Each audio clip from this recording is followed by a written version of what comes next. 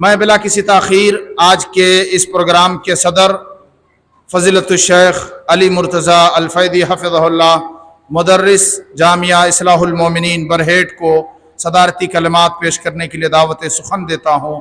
موصوف آئیں اور صدارتی کلمات پیش فرمائیں۔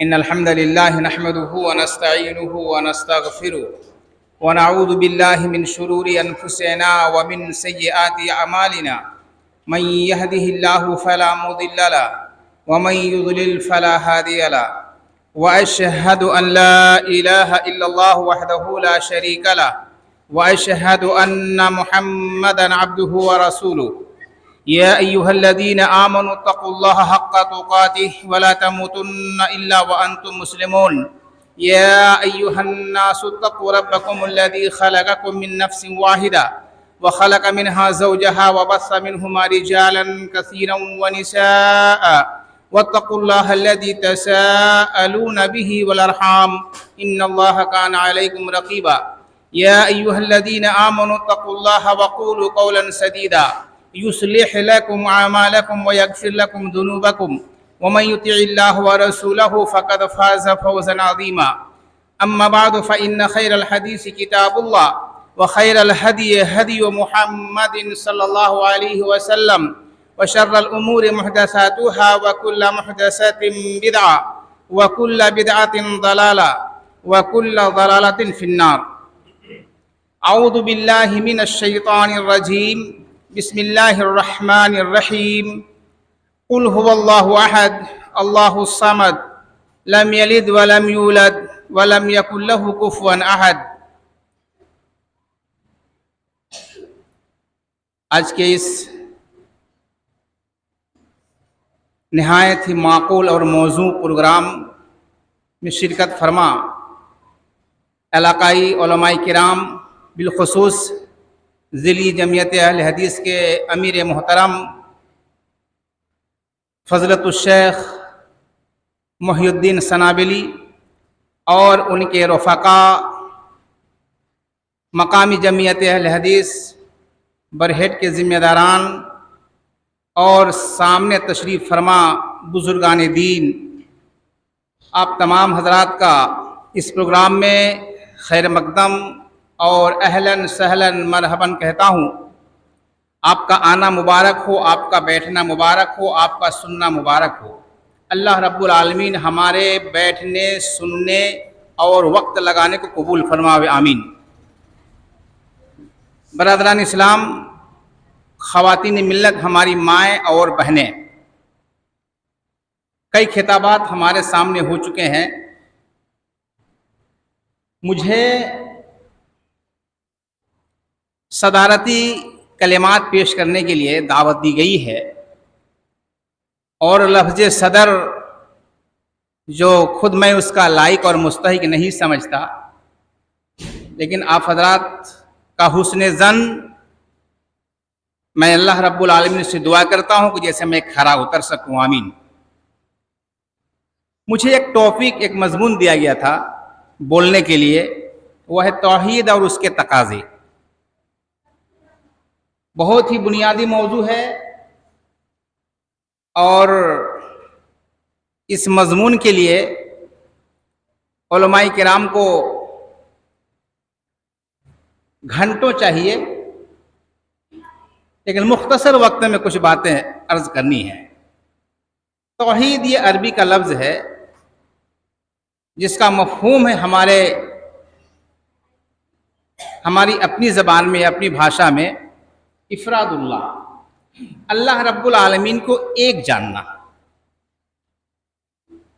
اللہ رب العالمین کو تمام چیزوں میں ایک جاننا، اور الحمدللہ ہم لوگ اس کے جاننے والے ہیں، ماننے والے ہیں۔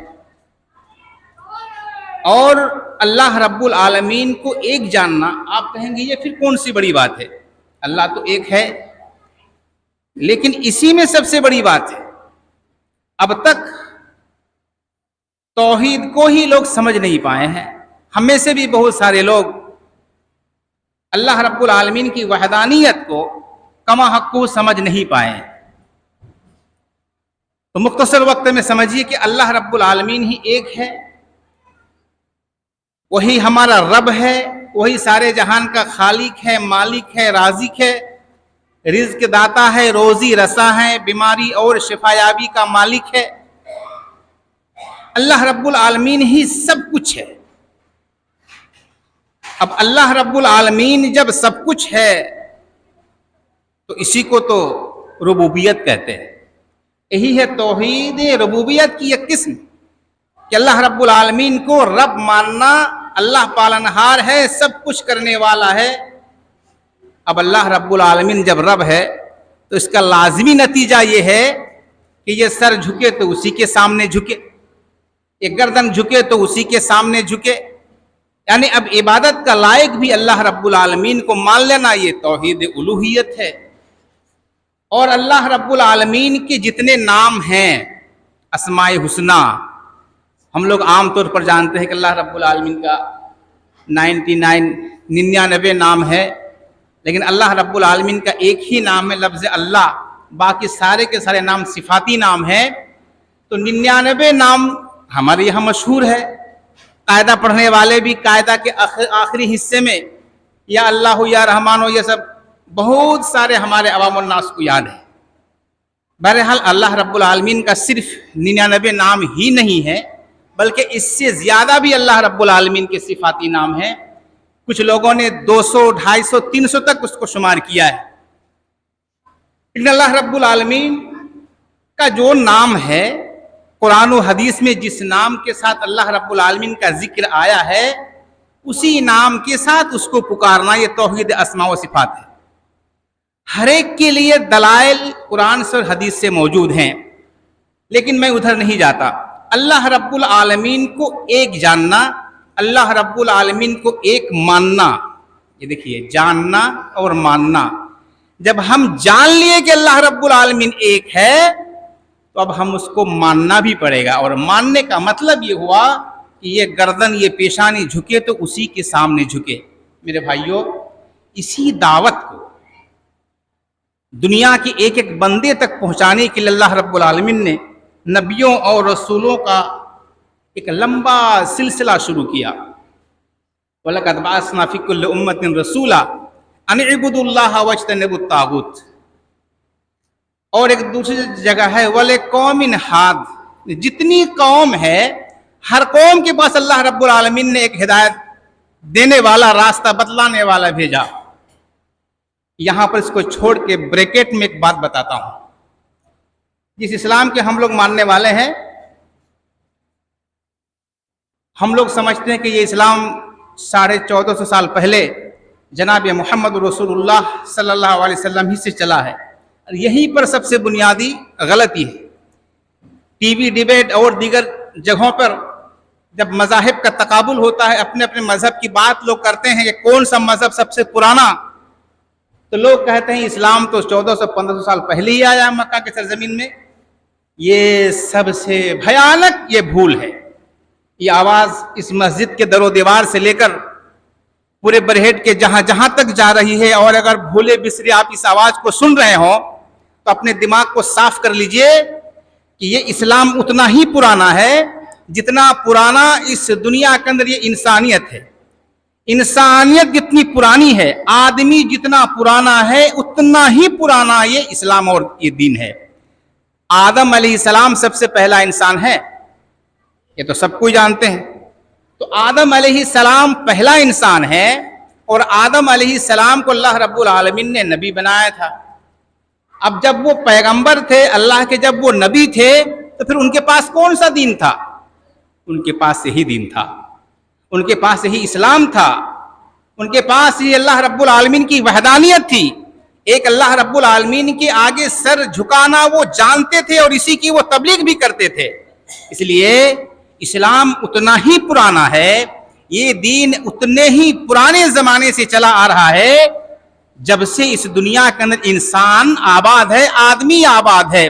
جب سے یہاں پر مانوس ہے، آدمی ہے، تب سے یہ اسلام ہے۔ ہاں، ہر زمانے میں اس زمانے کے اعتبار سے، اس زمانے کے مطابق شریعت دی گئی، دین دیا گیا، ان کو قانون دیا گیا، ان کو زندگی گزارنے کے سلیقے اور سلیقے اور طریقے بتلائے گئے، ان کے زمانے کے مطابق ان کو وہ لا اور संविधान دیا گیا. اسی سلسلے کی ایک لاسٹ اور آخری کڑی جناب محمد رسول اللہ صلی اللہ علیہ وسلم ہے. اللہ رب العالمین نے اسی بات کو قرآن پاک کے اندر کہا ہے کہ ہم نے ہر امت میں ایک نبی اور رسول بھیجا ہے، اور تمام نبیوں اور رسولوں کی یہی دعوت تھی ان اعبدوا اللہ واجتنبوا الطاغوت، کہ اللہ رب العالمین کی عبادت کرو اور تم طاغوت کی پرستش سے بچو. طاغوت کی تشریح، اس کا ترجمہ یہی ہے کہ اللہ کے علاوہ جس کی بھی عبادت کی جائے وہی طاغوت ہے. میں عربی کا ترجمہ کر رہا ہوں. اللہ رب العالمین کے علاوہ جس کی بھی عبادت کی جائے وہی طاغوت ہے. تو میرے بھائیوں، اللہ رب العالمین کو ایک جاننا، اسی کو توحید کہتے ہیں. یہاں پر ایک اور بات ذہن صاف کر لیجئے. پانی کون برساتا ہے؟ اللہ برساتا ہے. موت و حیات کون دیتا ہے؟ اللہ دیتا ہے. یہ عقیدہ مسلمانوں کا بھی ہے، یہ عقیدہ غیر مسلموں کا بھی ہے. آپ غیر مسلموں سے پوچھئے کہ بارش کون برساتا ہے؟ اوپر والا برساتا ہے. اور اوپر والا سے مراد ہی اللہ رب العالمین ہے. پھر ان سے اور ہم سے، ان میں اور ہم میں فرق کہاں پر ہے؟ فرق یہاں پر ہے.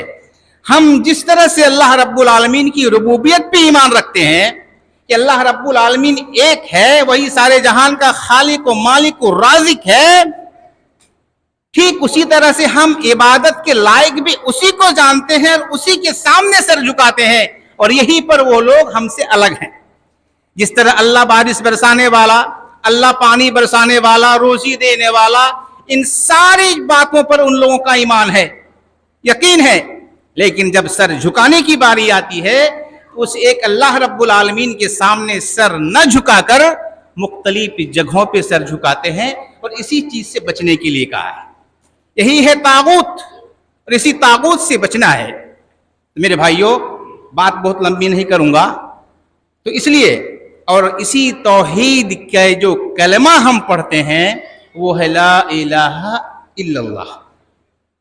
یہ تو توحید ہے. اور محمد رسول اللہ، جس کو ہم لوگ کلمہ طیبہ اور کلمہ شہادت سے جانتے ہیں، تو لا الہ الا اللہ اور محمد رسول اللہ. تو لا الہ الا اللہ جب ہم اللہ رب العالمین کو ایک جان لیا اور ایک مان لیا، تو لا الہ الا اللہ کے اندر، اس کے اندر بھی دو چیز ہے، بنیادی چیز. اس کے اندر دو چیز ہے.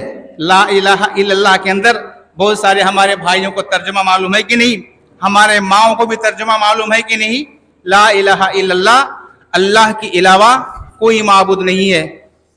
نہیں ہے کوئی معبود سوائے اللہ کے، یعنی اللہ رب العالمین کے علاوہ کوئی معبود برحق نہیں ہے. لا معبود بحق موجود.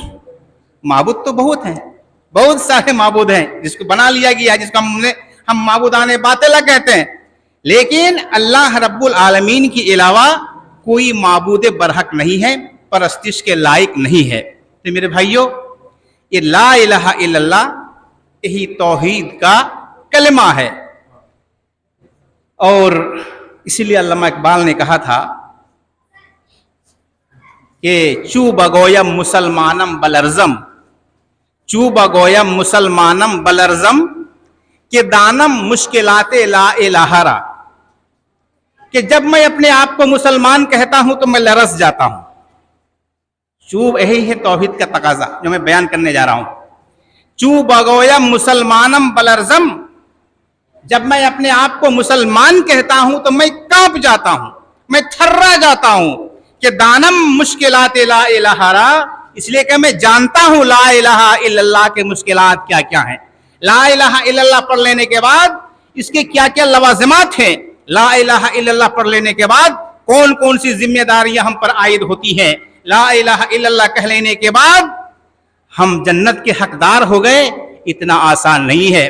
حدیث پاک کے اندر آیا ہے کہ لا الہ الا اللہ یہ جنت کی کنجی ہے. اس کی وضاحت یہ کی گئی ہے کہ جنت کی کنجی پلین نہیں ہوتی ہے، بلکہ جنت کی کنجی میں یا بھی کوئی بھی کنجی میں کچھ دانت ہوتے ہیں، دندانے ہوتے ہیں. اور جنت کی کنجی اگر یہ لا الہ ہے تو اس کا دانت اور اس کے دندانے یہ سارے کے سارے اعمال ہیں جس کو جناب محمد رسول اللہ صلی اللہ علیہ وسلم نے ہمیں بتلا دیا ہے۔ قرآن حکیم کے ذریعے سے اور حدیث پاک کے ذریعے سے جو چیزیں ہمارے سامنے واضح ہیں، ظاہر اور باہر ہیں، یہ سب کے سب لا الہ الا اللہ کے دانت ہیں۔ تو میرے بھائیوں، اس لیے اللہ رب العالمین کی توحید پر ایمان لے آنے کے بعد، اس پر وشواس کر جانے کے بعد، اس پر قائم رہنا، اس پر ڈٹ کے رہ جانا، یہی ہے توحید کا بنیادی تقاضا۔ توحید یہ چاہتی ہے، توحید یہ ہمارے سے توحید یہ تقاضا کر رہی ہے کہ جس طرح اللہ رب العالمین کو جان لینے اور مان لینے کے بعد اس پر قائم رہ جانا، یہی ہے اصل توحید۔ لا الہ الا اللہ ثم استقم، اس پر کاربند رہو، اس پر ڈٹے رہو۔ ایسا نہیں ہے کہ اللہ رب العالمین کو سب کچھ جان لینے کے بعد بھی ہمارا دھیان دائیں چلا جائے، ہمارا دھیان بائیں چلے جائے، ہمارا دھیان ادھر چلا جائے، ہمارا دھیان ادھر چلا جائے۔ اب یہاں پر ایک بات ہے کہ اللہ رب العالمین سب چیزوں کا جب مالک ہے تو پھر ہمیں ہاتھ پاؤں پکڑ کے بیٹھ جانا چاہیے۔ اللہ ہی ہمارے سب کچھ پہنچا دے گا، اللہ روزی رساں ہے، اللہ شفا دینے والا ہے، اللہ سب کچھ کرنے والا ہے۔ لیکن یہاں پر ایک بات ہے کہ اللہ رب العالمین پر توکل اور بھروسہ کا مطلب یہ نہیں ہے کہ انسان ہاتھ پر ہاتھ دھرے بیٹھا رہے۔ اللہ رب العالمین کو سب کچھ جان لینے کے بعد اب اسی پر بھروسہ کر کے انسان بیٹھ جائے، یہ توحید کے منافی ہے۔ ذرا سنیے غور سے میں کیا کہنے جا رہا ہوں۔ مثلا اللہ بیماری دیتا ہے، اللہ شفا دینے والا ہے، پھر دوا کھانے کی کیا ضرورت ہے؟ یہ سوال تو ہو ہی سکتا ہے کہ ابھی آپ نے کہا کہ اللہ رب العالمین کو رب مان لینے کے بعد سارے جہان کا سب کچھ اللہ کرنے والا ہے، تو ہم تو بیمار ہو گئے ہیں۔ تو میرے بھائیوں، یہ بیماری کا علاج کرانا یہ بھی اللہ اور اس کے رسول کا ہی حکم ہے، اور بیماری کا علاج کرنا یہ توحید کے منافی نہیں ہے، اللہ رب العالمین کے توکل کے منافی نہیں ہے۔ ایک صحابی نے پوچھا کہ اللہ رب العالمین پر بھروسہ کا کیا مطلب ہے؟ اللہ رب العالمین پر توکل اور بھروسہ کا کیا مطلب ہے؟ کیا میں اپنے اونٹ کو، اپنی بیل بکری کو چھوڑ دوں اور اللہ رب العالمین پہ بھروسہ کر کے بیٹھ جاؤں کہ میری بکری، میرا اونٹ گم نہ ہو؟ کہا کہ نہیں، یہ مطلب نہیں ہے۔ تم اپنے اونٹ کو بہترین کھمبے کے ساتھ بہترین کھوٹی میں باندھو اور پھر اللہ رب العالمین پر بھروسہ رکھو کہ جیسے میری یہ اونٹنی، جیسے میری یہ بکری، یہ رسی توڑ کر کہیں بھاگ نہ جائے۔ اور بڑھیا سے سمجھیے، بہتر طریقے سے سمجھیے، اپنے بکسا میں موٹا تالا بند کیجئے اور چابی بہترین اپنے لنگی کے اندر بھر کے رکھیے، اور اللہ سے یہ بھروسہ رکھیے کہ جیسے میرا تالا توڑ کر میرے بکسے کا سامان چوری نہ ہو جائے۔ یہ ہے اصل توکل۔ توکل کا مطلب یہ نہیں ہے کہ آپ دروازہ کھولا چھوڑ دیں، اللہ پر بھروسہ کر لیں۔ توکل کا مطلب یہ ہے کہ جو اسباب ہیں، اسباب کو حاصل کرنا یہ توکل کے خلاف نہیں ہے، اللہ پر بھروسہ کے خلاف نہیں ہے۔ ہاں، لیکن آپ تالا بند کیجئے، بھروسہ اللہ پہ رکھیے۔ آپ اپنے کھوٹی میں، کھمبے میں بکری، اونٹ کو، گائے کو باندھیے اور بھروسہ اللہ پر رکھیے کہ جیسے میرا تالا توڑ کے چوری نہ ہو جائے، میری کھوٹی، میرے کھمبے سے جیسے ہمارے یہ جانور نہ چلے جائیں۔ یہ ہے توکل کا مفہوم۔ آپ بیمار ہو گئے ہیں، آپ کو دوا کھانا ہے، اب دوا کھائیں گے تو کیا یہ توکل کے خلاف ہے؟ نہیں۔ آپ دوا کھائیے اور بھروسہ اللہ رب العالمین پہ رکھیے، اللہ اس دوا کے اندر تو نے جو پاور دیا ہے اس پاور کا جیسے اثر میرے جسم پر ہو جائے۔ ایسا بھی ہو سکتا ہے کہ بہت سے لوگ، بہت سے ہمارے بھائی دوا کھاتے رہتے ہیں، دوا کھاتے رہتے ہیں، کوئی اثر ہی نہیں ہے، تو اس دوا کے اندر پاور دینے والی ذات اللہ رب العالمین ہے، اس دوا کے اندر اثر دینے والی ذات اللہ رب العالمین ہے۔ یہ ہمیں ایمان رکھنا ہے۔ تو اللہ رب العالمین کو رب ماننے کا مطلب یہ ہوا کہ جب سارے جہان کا وہ کارساز ہے تو اللہ رب العالمین کی اس دنیا میں جو اسباب ہیں ان اسباب کو اپنانا یہ توحید کے منافی نہیں ہے، بلکہ اسباب کو اپنانا یہ توحید کے موافق ہے۔ تو اس لیے میرے بھائیوں، اللہ رب العالمین کی توحید لا الہ الا اللہ محمد رسول اللہ کہہ لینے کے بعد جو اس کے تقاضے ہیں اس پر کار بند رہنا آج کی اس دنیا میں بہت ضروری ہے۔ آج پوری دنیا کے اندر اسلام اور مسلمان اور ساری چیزوں کی آفتیں، مصیبتیں، بلائیں، یہ ساری چیزیں دیکھ کر بسا اوقات ایمان ہمارا ڈگمگانے لگتا ہے۔ ایک بنیادی بات کہتا ہوں، ایک لوگوں سے پوچھا گیا کہ جب ہم اللہ رب العالمین پر بھروسہ کرتے ہیں، جب اللہ رب العالمین ہمارا سب کچھ ہے، پھر ہمارے اوپر نصرت اللہ کی کیوں نہیں آتی ہے، اللہ کی مدد کیوں نہیں آتی ہے؟ تو میرے بھائیوں، ایک صاحب تقریر کر رہے تھے توحید پر، کچھ لوگوں نے کہا کہ فلاں جگہ پر اس طرح کی آفتیں آئی ہیں، بلا مصیبت پر آئی ہیں، اور آپ عقیدہ توحید پہ بیان رکھ رہے ہیں۔ کہا کہ آپ سمجھے نہیں، اس دنیا کے اندر اللہ رب العالمین کی نصرت اہل توحید پر آتی ہے، اہل توحید پر اللہ کی مدد آتی ہے۔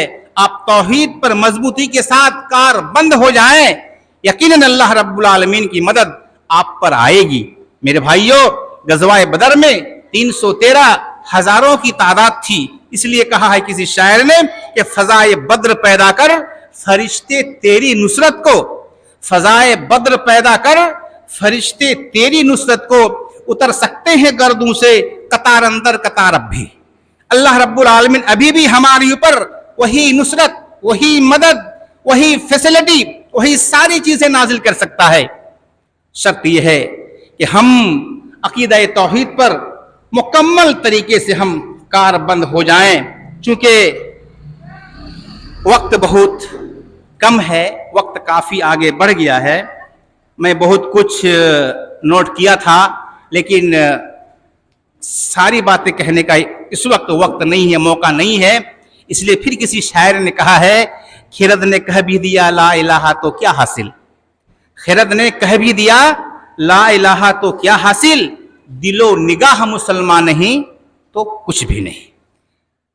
آپ لا الہ الا اللہ اگر صرف عقیدہ توحید کہہ دیا تو یہ توحید کے جو تقاضے وہ پورا نہیں ہے، مکمل نہیں ہے۔ دل و نگاہ، دل نگاہ اگر مسلمان نہیں ہے، اس کے اندر اگر عقیدہ توحید کا اثر نہیں ہے تو پھر سب کچھ لا حاصل ہے۔ میرے بھائیوں، تمام باتوں کا خلاصہ اور لب لباب یہ ہے کہ یہ ہمارا دین، یہ ہمارا اسلام آدم علیہ السلام ہی سے چلا ہے، اور تمام نبیوں اور رسولوں کی دعوت یہی لا الہ الا اللہ یہی دعوت تھی، اور اس سلسلے کی آخری کڑی لاسٹ میسنجر جناب محمد رسول اللہ صلی اللہ علیہ وسلم ہیں، جس کے ہم سب امتی ہیں۔ تو میرے بھائیوں، اسی عقیدہ توحید کو مضبوطی کے ساتھ تھامیے اور طاغوت سے بچیے۔ طاغوت سے بچنے کی ایک لمبی تفسیر ہے، خلاصہ کلام یہ ہے کہ جہاں توحید ہے وہاں شرک نہیں ہے، جہاں ایک اللہ رب العالمین کی ایکتائی ہے، جہاں پر ایک ایشور بعد ہے، وہاں پر شرک نہیں ہے، وہاں پر کوئی پارٹنر نہیں ہے، وہاں پر کوئی ساجھیدار نہیں ہے۔ اللہ رب العالمین ہی تنہا ہے، خالق مالک رازق، وہی عبادت کے بھی لائق ہے۔ اس دنیا میں اللہ کے علاوہ اور کوئی نہیں ہے۔ اس لیے کہا اللہ رب العالمین نے کہ اگر اس دنیا میں دو خدا ہوتے تو دنیا بالکل تہس نہس ہو جاتا۔ اگر دو خدا ہوتے سنسار میں، دونوں بلا ہوتے سنسار میں، خطرناک ہوتا زمانے کا رنگ، ہوا کرتی روزانہ دونوں میں جنگ۔ اس لیے اللہ ایک ہے اور سب کچھ وہی ہے، تو یہ پیشانی بھی ہماری اسی کے سامنے جھکے گی۔ انہی چند مخصوص اور غیر مرتب باتوں کے ساتھ اپنی بات ختم کرتا ہوں۔ اللہ رب العالمین سے دعا ہے کہ پروردگار عالم ہمیں عقیدہ توحید پر کاربند رکھے، کاربند بنائے، اور عقیدہ توحید اور اس کے تقاضے پر مکمل طریقے سے عمل کرنے کی توفیق عطا فرمائے۔ پروردگار عالم اب تک جتنی باتیں بیان کی گئی، مجھ سے پہلے جتنے سارے لوگ بولے انہیں، اور میں جتنی ساری باتیں آپ کے سامنے رکھی، ہمیں بھی اس پر عمل کرنے کی بہت بھرپور توفیق عطا فرمائے۔ آمین ثم آمین، تقبل یا رب العالمین۔ اقول قولی ھذا استغفر اللہ لی ولکم ولسائر المسلمین، آمین۔ والسلام علیکم ورحمۃ اللہ وبرکاتہ۔